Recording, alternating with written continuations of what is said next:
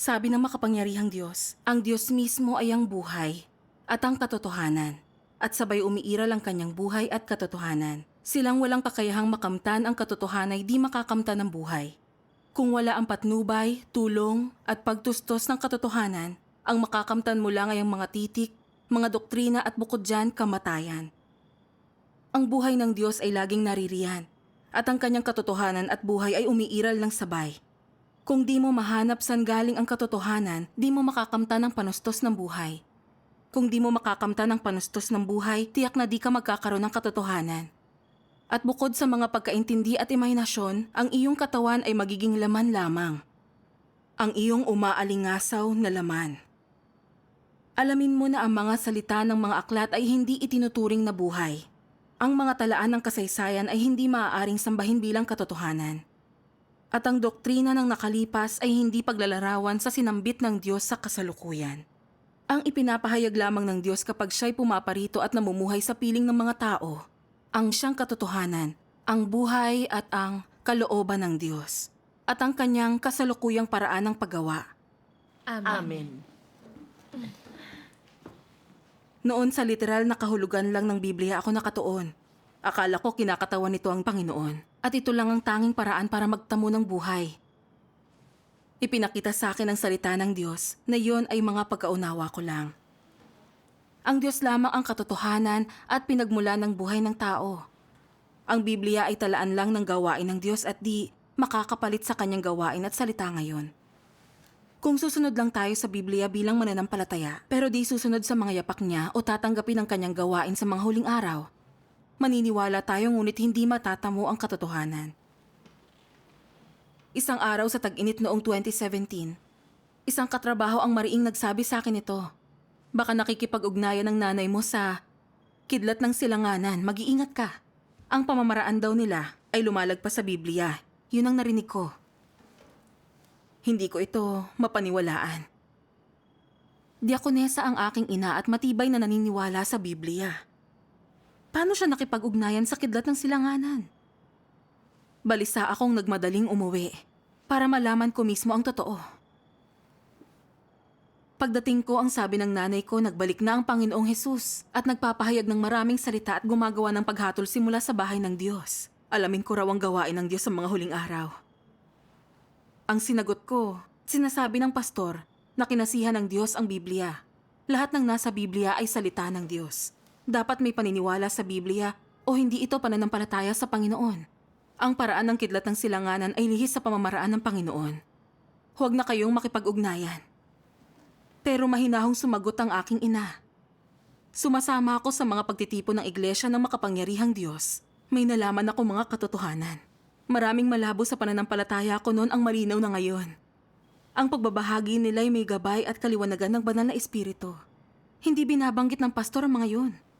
Masaya at masigla ako kapag kasama ko silang nagtitipon. Mahalagang salubungin ang Panginoon.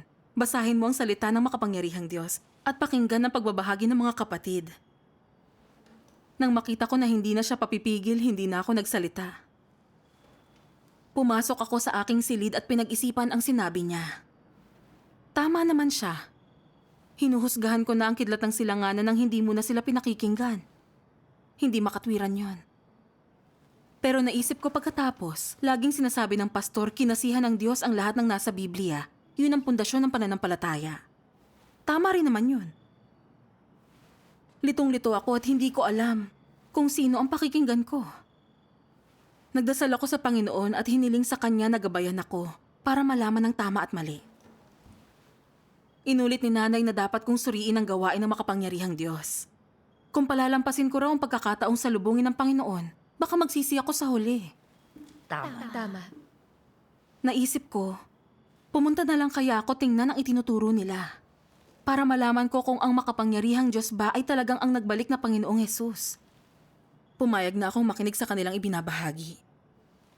Nagsalita si Brother Young ng Iglesia ng Makapangyarihang Diyos tungkol sa 6,000 taong plano ng pamamahala ng Diyos, kung paano ginagawang tiwali ni Satanas ang tao at kung paano kumikilos ang Diyos para sa kaligtasan ng tao. Hindi pa ako nakarinig ng gayong maliwanag na pagbabahagi, lalo akong naging interesado. Kaya sinaliksik ko ang kidlat ng silanganan.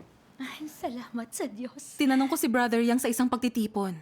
Laging sinasabi ng pastor na ang Biblia ay kinasihan ng Diyos at lahat ng nilalaman nito ay kanyang salita. Pero bakit mo sinasabing hindi ito lahat salita ng Diyos dahil may mga salita rin ng tao? At matyaga niyang sinagot ang tanong ko. Maraming relihiyosong tao ang nagsasabing kinasihan ng Diyos ang Biblia, na ang Biblia ay pulos salita ng Diyos. Ngunit walang nagsiyasat kung talaga bang batay ito sa salita ng Diyos. Ang totoo, hindi iyan sinabi kailanman ng banal na espiritu at hindi ito sinabi ng Panginoong Hesus. At hindi rin nakasulat sa mga aklat tungkol sa propesiya. Ang lahat ng mga kasulatan ay kinasihan ng Diyos, iyon ang sinabi ni Pablo. Alam nating si Pablo ay karaniwang tao lang, kaya hindi katotohanan ang mga salita niya. Kung hindi natin sisiyasatin ang totoo at basta ipapasya na lang na lahat ng nasa Biblia ay salita ng Diyos batay sa pahayag na yan, hindi makatwiran yan, hindi ba? Hindi nga. Ang totoo, iilan lamang na aklat tungkol sa propesiya ang kinasihan ng Diyos at kanyang mga salita. At malinaw na natukoy ang lahat ng mga yon. Tulad ng, ganito ang sabi ni Jehovah, nangusap sa akin si Jehovah, o ang pangitain ni Isaías at iba pa. Ang iba pa ay mga salita ng tao, at karamihan nito ay gawain ng Diyos na itinala ng tao. Hindi ba't nakalilito at nakaliligaw kung sasabihin pa rin natin nang walang anumang batayan na ang mga salita ng tao sa Biblia ay kinasihan ng Diyos na ang mga ito ay salita ng Diyos? Totoo yan. Totoo nga yan. Maliban sa mga salita ng Panginoong Hesus at mga propesiya sa pahayag, karamihan ng nasa bagong tipan ay mga sulat ng mga disipulo at mga apostol na kaalamang mula sa tao. May kaliwanagan ang mga ito mula sa banal na espiritu at nakaayon sa katotohanan. Nagbibigay aral ang mga ito, ngunit salita pa rin ng tao. Paano matatawag na salita o kinasihan ng Diyos ang mga ito? Ang Diyos ang katotohanan, ang daan at ang buhay. At siya lang ang makakapagpahayag ng katotohanan. Walang tao ang may kakayahang ipahayag ang salita ng Diyos o ipahayag ang katotohanan. Ang Diyos ay Diyos, ang tao ay tao. Ang salita ng tao at salita ng Diyos ay hindi magkakapantay. Kung ang salita ng tao tulad ni Pablo sa Biblia ay ituturing na sa Diyos, iyan ay kalapastanganan.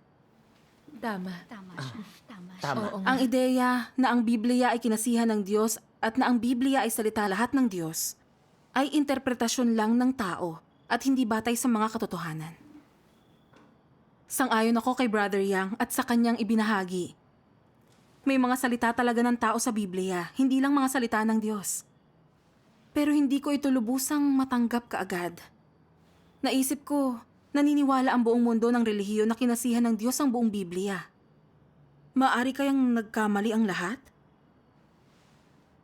Nang oras na yon, tahimik akong nagdasal sa Panginoon. O Panginoon, kung totoo na hindi lahat ng nasa Biblia ay mula sa iyo, naway liwanagan at gabayan mo ko upang maunawaan ko. Patuloy ni Brother Yang, kung ang buong Biblia ay kinasihan ng Diyos, wala dapat ni katiting na pagkakamali sa lahat ng ito. Pero ang totoo, ang Biblia ay naglalaman ng ilang pagkakamali. Halimbawa na lang sa pagiging hari ni Joachim. Sabi sa 2 mga Kronika 36:9, si Joachim ay may 8 taong gulang nang siya'y magpasimulang maghari at siya'y nagharing 3 buwan at 10 araw sa Jerusalem. At sinasabi sa 2 mga Hari 24:8, si Joachim ay may 18 taong gulang nang siya'y magpasimulang maghari at siya'y naghari sa Jerusalem ng 3 buwan. Kapwa nakatala sa mga bersikulong ito na namuno si Joachim bilang hari. Pero sa isang bahagi, sinasabi na 8 samantalang sa isa ay 18. Sinasabi ng isa na namuno siya ng 3 buwan at 10 araw, samantalang sinasabi ng isa na 3 buwan siya namuno. Nariyan din ang pagtatuwa ni Pedro sa Panginoon sa 4 na ebanghelyo. Sa Mateo 26:75 ay nasusulat, bago tumilaok ang manok ay ikakaila mo akong makaikatlo. Pero sa Marcos 14:72 ay ganito ang nakasulat, bago tumilaok ang manok ng makalawa ay ikakaila mo akong makaikatlo. Pareho ng pangyayari pero maliwanag na may pagkakaiba sa tiyempo. Maliwanag na may ilang bahagi ng Biblia na itinala ng mga tao, hindi inspirasyon ng Diyos. Tama yan. Wala akong nasabi sa ibinahagi ni Brother Yang. Napaisip ako, totoo nga, maliwanag na may mga pagkakaiba sa iba't ibang bersikulo na nagtala sa parehong pangyayari. Kung talagang nagmula ito sa banal na espiritu, walang magiging pagkakaiba. Totoo yan. Dati-rati hindi ko napansin ang mga isyong ito. Akala ko kinasihan ng Diyos ang buong Biblia at lahat ay kanyang salita. Pero nung pagkakataong yun, nakita ko na may mali sa ganitong pagkaunawa. Matapos ang pagtitipon, pinag-isipan ko na ang ibinahagi ni Brother Yang. At binasang muli ang ilan sa mga salita ng makapangyarihang Diyos na tiningnan namin. Babasahin ko na ngayon. Sige. Sabi ng makapangyarihang Diyos, ngayon naniniwala ang mga tao ng Biblia ay ang Diyos at na ang Diyos ay ang Biblia. Kaya naniniwala rin sila na lahat lang ng salita sa Biblia ang salita ng Diyos at na lahat ng ito ay sinabi ng Diyos. Kahit ang mga naniniwala sa Diyos ay iniisip na, bagamat lahat ng 66 na aklat ng luma at bagong tipan ay isinulat ng tao, ibinigay lahat ito sa pamamagitan ng inspirasyon ng Diyos at isang talaan ng mga pahayag ng banal na espiritu. Ito ang maling pagkaunawa ng tao at hindi ito lubos na naaayon sa mga totoong nangyari. Sa katunayan, maliban sa mga aklat ng propesiya, karamihan sa lumang tipan ay talaan ng kasaysayan. Ang ilang sulat ng bagong tipan ay nagmumula sa karanasan ng tao. Ang ilan ay naliwanagan ng banal na espiritu. Ang mga sulat ni Pablo, halimbawa, ay nagmula sa gawain ng isang tao at naliwanagang lahat ng banal na espiritu. Iyon ang kanyang mga sulat sa mga iglesia at naroon ang kanyang mga payo at paghihikayat sa mga kapatid. Hindi ito ang mga salita ng banal na espiritu. Hindi makakapagsalita si Pablo sa ngalan ng banal na espiritu at hindi siya isang propeta. At lalong hindi siya nakakita ng mga pangitain na nakita ni Juan. Ang kanyang mga sulat ay isinulat para sa mga iglesia ng Efeso, Philadelphia, Galacia at iba pang mga iglesia. Kung ituturing ng tao ang sulat o salita tulad ng kay Pablo bilang mga pagbigkas ng banal na espiritu at sinasamba ang mga ito bilang Diyos, masasabi lamang na masyado silang hindi maselan. Sa mas masakit na pananalita, hindi ba ito paglapastangan? Paano makapagsasalita ang tao sa ngalan ng Diyos? Paano magpapatira pa ang tao sa talaan ng pananalita at mga sulat ng tao na para bang isang banal na aklat ang mga ito mula sa langit? Maaari bang basta bigkasin ng tao ang salita ng Diyos? Paano makapagsasalita ang tao sa ngalan ng Diyos? Amen. Amen. Oo nga naman. Nilinaw na makapangyarihang Diyos kung alin sa Biblia ang salita ng Diyos at kung alin ang mga salita, karanasan at pagkaunawa ng mga tao. Natiyak ko na hindi lahat ng nasa Biblia ay salita ng Diyos. Ang mga salita mula sa Diyos na si Jehovah, sa Panginoong Hesus, mga propetang kinasihan ng Diyos, at ang mga propesiya sa pahayag ay salita ng Diyos. Karamihan sa natira ay mga salita at mga talaan ng tao. Oo. Sa pagtitipon kinabukasan, sinabi ko kay Brother Yang, nauunawaan ko na ngayon, na ang sinabi ni Pablo na ang lahat ng mga kasulatan na kinasihan ng Diyos ay hindi tumpak. Pero may isa pang bagay na nakakalito sa akin. Sabi ng pastor namin, ang Biblia ang pundasyon ng Kristyanismo na kinakatawan nito ang Diyos. At ang pagsunod natin sa Biblia, ang tanging paraan para maniwala sa Diyos. Iyan din ang paniniwala ko, pero hindi ko alam kung tama yan. Sabi ni Brother Yang, maraming tao sa relihiyon na ganyan din ang pananaw. Ipinapantay nila ang Biblia sa Diyos. O mas pinapahalagahan pa ito kaysa sa Diyos. Umaayon kaya yun sa kalooban ng Panginoon? Ang Diyos ang lumikha. Siya ang pinagmulan ng buhay. Bigay niya ang buhay na tubig na di natutuyo. Ang kasaganaan ng Diyos ay hindi kailanman mauubos. Sa kabilang banda, ang Biblia ay talaan lamang ng gawain ng Diyos. Ito ay tala na pangkasaysayan. Ang tala nito ng gawain at salita ng Diyos ay napakalimitado. Kaya paano nito posibleng mapantayan o maikatawan ng Diyos? Totoo yun. Pinapanood niya rin ako ng 2 video ng mga pagbasa ng mga salita ng Diyos. Panoorin natin ang mga ito. Sige. Sabi ng makapangyarihang Diyos, mula noong panahong mayroong Biblia, ang pananalig ng mga tao sa Panginoon ay ang paniniwala sa Biblia. Sa halip na sabihing ang mga tao ay nananalig sa Panginoon, mas mabuti pang sabihin na naniniwala sila sa Biblia. Sa halip na sabihing nagsimula na silang magbasa ng Biblia, mas mabuti pang sabihing nagsimula na silang maniwala sa Biblia. At sa halip na sabihing nagbalik na sila sa Panginoon, mas mabuti pang sabihing nagbalik na sila sa Biblia. Sa ganitong paraan, sinasamba ng mga tao ang Biblia na para bang ito ang Diyos, na para bang ito ang kanilang ikinabubuhay at ang mawalan nito ay kapareho ng mawalan ng kanilang buhay. Itinuturing ng mga tao ang Biblia na kasintaas ng Diyos, at may mga tao pa na itinuturing itong mas mataas pa kaysa sa Diyos. Kung wala sa mga tao ang gawain ng banal na Espiritu, kung hindi nila nadarama ang Diyos, maaari silang patuloy na mabuhay. Ngunit sa sandaling mawala sa kanila ang Biblia o mawala ang mga bantog na kabanata at kasabihan mula sa Biblia, parang nawala na sila ng buhay.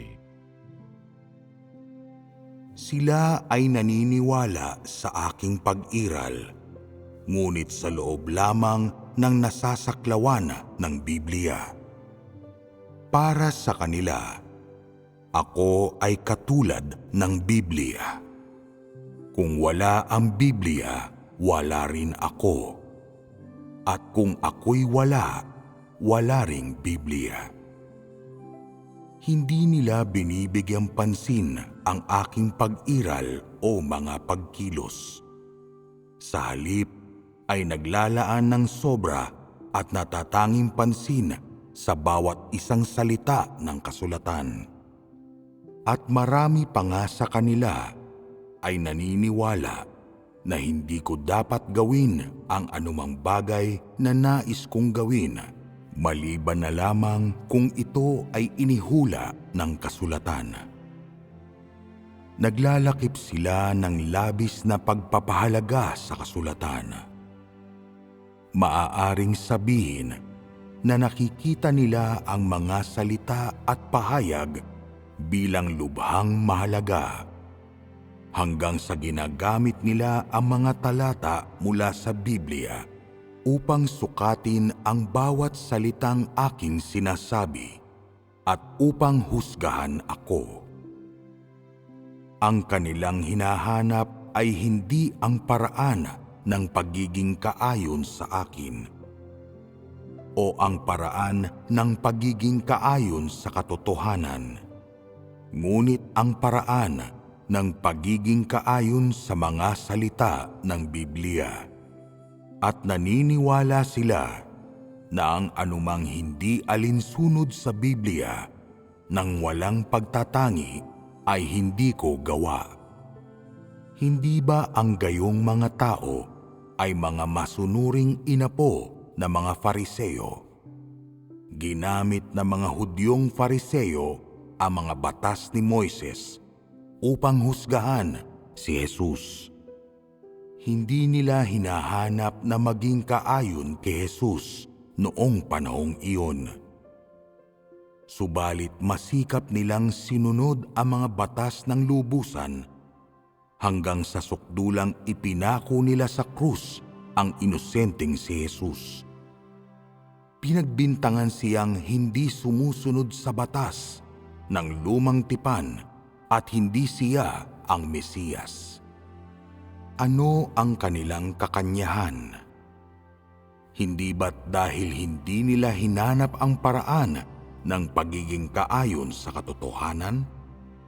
Nahumaling sila sa bawat salita ng kasulatan, habang hindi pinapakinggan ang aking kalooban at mga hakbang at paraan ng aking gawain.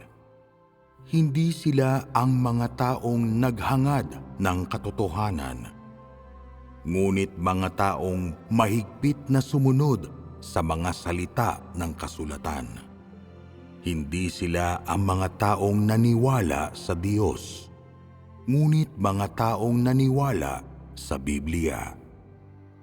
Sa katunayan, mga tagapagbantay sila ng Biblia upang mapangalagaan ang mga kapakanan ng Biblia at mapagtibay ang dignidad ng Biblia at mapanatili ang reputasyon ng Biblia. Humantong sila hanggang sa pagpako sa mahabaging si Jesus sa krus. Ito ay ginawa lamang nila para sa kapakanan ng pagtatanggol sa Biblia. at para sa kapakanan ng pagpapanatili sa katayuan ng bawat salita ng Biblia sa puso ng mga tao. Kaya mas pinili nilang talikuran ang kanilang kinabukasan at ang alay para sa kasalanan upang husgahan si Jesus, na hindi tumalima sa doktrina ng kasulatan hanggang sa kamatayan. Hindi ba sila tila mga tagasunod sa bawat salita ng kasulatan? Amen. Amen. Tapos ang sabi niya sa amin, kung basta na lang natin iniidolo ang Biblia o ginagamit pa ang Biblia upang palitan ng Panginoon at ang kanyang gawain, iyan ay paniniwala sa Biblia at hindi sa Panginoon. Ang pagkapit sa Biblia ng hindi sinusunod ang Diyos o gawain ng banal na espiritu ay pagsalungat sa Panginoon. Pinahalagahan ng mga Fariseo ang mga banal na kasulatan ng higit pa sa lahat at kumapit sila sa literal nitong mga salita. Nang nagpakita ang Panginoong Hesus, nakita nila na may otoridad ang kanyang gawain at salita pero hindi nila ito sinaliksik o siniyasat. Tinangka nilang maghanap ng mali at sinabing labas sa lumang tipan ang kanyang gawain at mga salita. Kaya siya'y kinondena nila at nakipagsabuatan silang maipako siya sa krus. Tama. Basta na lamang sinasamba ng mga relihiyosong tao ang Biblia sa mga huling araw at mas pinahahalagahan iyon kaysa sa Diyos mismo. Pag nagpapahayag ang Diyos ng katotohanan upang gumawa ng paghatol sa mga huling araw, hindi nila ito pinapansin. Marahas nilang nilalabanan at kinokondena ang gawain at salita ng makapangyarihang Diyos dahil wala ito sa Biblia. Tama yan. Ano ang pinagkaiba niyan sa mga Fariseo na kumakapit sa banal na kasulatan at sinasalungat ang Panginoon? Walang pagkakaiba. Oo. Wala talaga. Malinaw na ang pagsamba sa Biblia ng walang pagsasaliksik sa gawain ng banal na espiritu o pagsunod sa mga yapak ng Diyos ay talagang mali at salungat sa pamamaraan ng Panginoon. Tama. Nang marinig ko ang lahat ng ito, hiyang-hiya ako at ganap na nakumbinsi. Nakita ko na matagal na akong naniniwala sa Biblia sa halip na sa Panginoon. Hindi ko hinahangad ang kalooban ng Panginoon sa aking pananampalataya, kundi basta na lang naniwala sa sinabi ng mga elder. Akala ko lahat ng gawain at mga salita ng Diyos ay nasa Biblia, na kinakatawan ng Biblia ang Panginoon. Ang bukod dito ay hindi pagsampalataya sa Kanya. Di ba't parang ginagawa ko na rin ang pagkakamali ng mga Fariseo? Marubdob ang aking paghanga sa salita ng makapangyarihang Diyos. Naisip ko, ipinaliwanag ng maigi ng kanyang mga salita ang katotohanan tungkol sa Biblia. Hindi lang yan, lubusan pa nitong inilantad ang pananaw rito ng sangkatauhan. Ang tanong ko, totoo kayang salita ito ng Diyos? Ipinagpatuloy ni Brother Yang ang pagbabahagi. Hindi ito pagtatatwa sa kahalagahan ng Biblia, kundi pagtatama sa dapat na pagturing natin dito. Sabi ng Panginoong Hesus, saliksikin ninyo ang mga kasulatan sapagkat doon iniisip ninyo na mayroon kayong buhay na walang hanggan. At ito'y nangagpapatotoo tungkol sa akin. At ayaw kayong magsilapit sa akin upang kayo'y magkaroon ng buhay. Ang salita ng Panginoong Hesus ay malinaw. Pinapatotohanan ng Biblia ang Diyos. Talaan lang ito ng gawain ng Diyos sa kapanahunan ng kautusan at biyaya. Kung kakapit tayo sa Biblia nang hindi sumusunod kay Kristo o nagpapasakop sa gawain ngayon ng Diyos, kahit habang buhay manalig, di natin matatamo ang katotohanan, lalo na ang buhay na walang hanggan. Matatamo lang natin ang buhay na walang hanggan sa pagsunod kay Kristo. Ang Panginoong Hesus ay ipinako sa kapanahunan ng biyaya bilang manunubos at inilaan ang daan tungo sa pagsisisi. Kahit mapapatawad ng paniniwala sa Panginoon ng mga kasalanan, mananatili ang makasalanang kalikasan natin. Patuloy lang tayo magkakasala at magtatapat at hindi pa tayo nakatakas sa kasalanan ni nalinis man. Ang Panginoon ay banal, kaya paano niya papapasukin sa kanyang kaharian ng taong nagkakasala at nilalabanan siya? Kaya ipinropesiya ng Panginoong Hesus na siya ay babalik na muli upang salitain at isagawa ang gawain ng paghatol, upang linisin at iligtas ang sangkatauhan at dalhin tayo sa kaharian ng Diyos. Salamat sa Diyos. Tulad ng ipinropesiya ng Panginoong Hesus, mayroon pa akong mga bagay na sa inyo ay sasabihin ngunit ngayon ay hindi niyo mga titiis. Kung ang Espiritu ng katotohanan ay dumating, papatnubayan niya kayo sa buong katotohanan. Amen. Ang magtakwil sa akin at di tumanggap sa aking salita ay mayroong hahatol sa kanya. Ang salitang aking sinalita ay siyang sa kanya'y hahatol sa huling araw. Sinasabi rin sa 1 Pedro, sapagkat dumating na ang panahon ng pasimula ng paghukom sa bahay ng Diyos. Amen. Ang Panginoong Hesus ay nagbalik. Siya ang makapangyarihang Diyos, ang Kristo ng mga huling araw. Isinasagawa niya ang gawain ng paghatol at kanyang ipinapahayag ang katotohanan upang iligtas ang sangkatauhan. Tulad ng kung paano makikilala ang Diyos at ang kanyang gawain. ang tatlong yugto ng pagliligtas ng Diyos at ang bungang dulot nito. Paano ginagawang tiwali ni Satanas ang sangkatauhan? Paano inililigtas ng Diyos ang sangkatauhan? Paano unawain ang katiwalian natin dahil kay Satanas? At kung paano malinis sa ating mga tiwaling disposisyon. Kasama rin dyan ang kahulugan ng tunay na matakot, magmahal at magpasakop sa Diyos at iba pa. Ang gawain ng makapangyarihang Diyos ang tumutupad sa propesiya ng pagbabalik ng Panginoon. Tanging sa pagsunod sa mga yapak ng kordero, pagtanggap sa gawain ng makapangyarihang Diyos, at pagdanas ng paghatol ng Diyos tayo makatatamo ng katotohanan at makakapasok sa kanyang kaharian. Amen. Panoorin natin ang 2 video ng mga salita ng Diyos na ipinakita ni Brother Yang bilang buod ng ating pagbabahagi. Sige. Sabi ng makapangyarihang Diyos, ang Diyos mismo at ang buhay at ang katotohanan at ang kanyang buhay at katotohanan ay sabay na umiiral. Silang mga walang kakayahang makamtan ang katotohanan ay di kailanman makakamtan ang buhay.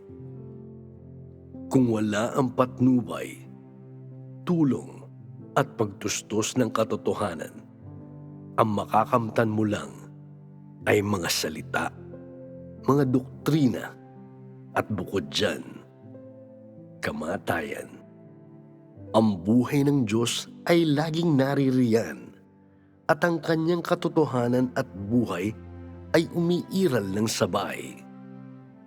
Kung hindi mo mahanap ang pinagmulan ng katotohanan, sa gayon, hindi mo makakamtan ang sustansya ng buhay. Kung hindi mo makakamtan ang sustento ng buhay, sa gayon, tiyak na hindi ka talagang magkakaroon ng katotohanan. At sa gayon, bukod sa mga imahinasyon at mga pagkaintindi, ang kabuuan ng iyong katawan ay magiging walang iba kundi laman lang. Ang iyong umaalingasaw na laman. Alamin mo na ang mga salita ng mga aklat ay hindi itinuturing na buhay. Ang mga talaan ng kasaysayan ay hindi maaring ipagdiwang na katotohanan. At ang mga doktrina ng mga nakalipas na panahon ay hindi maaaring magsilbing paglalarawan ng sinambit ng Diyos sa kasalukuyan. Ang tanging mga inihayag ng Diyos nang siya ay nagtungo sa lupa at namuhay kasama ng mga tao ay ang katotohanan, buhay, kalooban ng Diyos at kanyang kasalukuyang paraan ng paggawa. Si Kristo ng mga huling araw ay naghahatid ng buhay at naghahatid ng nananatili at magpakailanmang daan ng katotohanan. Ang katotohanan ito ay ang landas na sa pamamagitan nito ay makakamit ng tao ang buhay at ang tanging landas sa pamamagitan niya ay makikilala ng tao ang Diyos at upang masang-ayunan ng Diyos. Kung hindi mo hahanapin ang daan ng buhay na ibinigay ni Kristo ng mga huling araw, sa gayon, ikaw ay hindi kailanman makakakuha ng pagsang-ayon ni Jesus at hindi kailanman magiging karapat-dapat pumasok sa pintuan ng kaharian ng langit sapagkat ikaw ay kapwa sunod-sunuran at bilanggo ng kasaysayan. Silang mga kontrolado ng mga tuntunin ng mga nasusulat at nakagapos sa kasaysayan ay hindi kailanman makakamtan ang buhay at hindi kailanman makakamtan ang walang hanggang daan ng buhay. Iyan ay dahil ang mayroon lang sila ay malabong tubig na nanatiling walang pag-unlad ng libu-libong mga taon sa halip na ang tubig ng buhay na dumadaloy mula sa luklukan. Amen. Talagang pinasaya ng video na ito ang puso ko. Natanto ko na kahit na ang Biblia ay talaan ng mga nakaraang gawain ng Diyos, ang Biblia ay hindi pinagmumulan ng buhay. Tanging Diyos ang pinagmumulan ng ating buhay. Hindi tayo dapat nakatuon lang sa Biblia. Ang mahalagay sundin ang kasalukuyang gawain at salita ng Diyos. Alam ko na ang mga salita ng makapangyarihang Diyos ay ang salita ng Diyos para sa ngayon. Ipinaliwanag ng lubos ng makapangyarihang Diyos ang ating pagkaunawa at ang totoong kwento sa likod ng Biblia. Sino pa ang makapagsasabi ng may gayong autoridad kung hindi ang Diyos? Tama yan. Oo nga.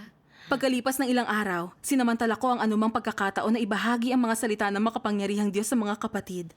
Naunawaan ko ang pagkakatawang tao ng Diyos at kung paano hinahatulan ng Diyos ang tao sa mga huling araw. At kung anong uri ng pananampalataya ang tunay na umaayon sa kalooban ng Diyos. Natutunan ko rin ang bahagya ang mga kalalabasan at hantungan ng mga tao at iba pang mga katotohanan. Wala na akong alinlangan na ang makapangyarihang Diyos ay ang Panginoong Hesus na nagbalik. Amen. At tinanggap ko ang kanyang gawain ng mga huling araw. Salamat sa Diyos. Salamat sa Diyos. Salamat sa Diyos.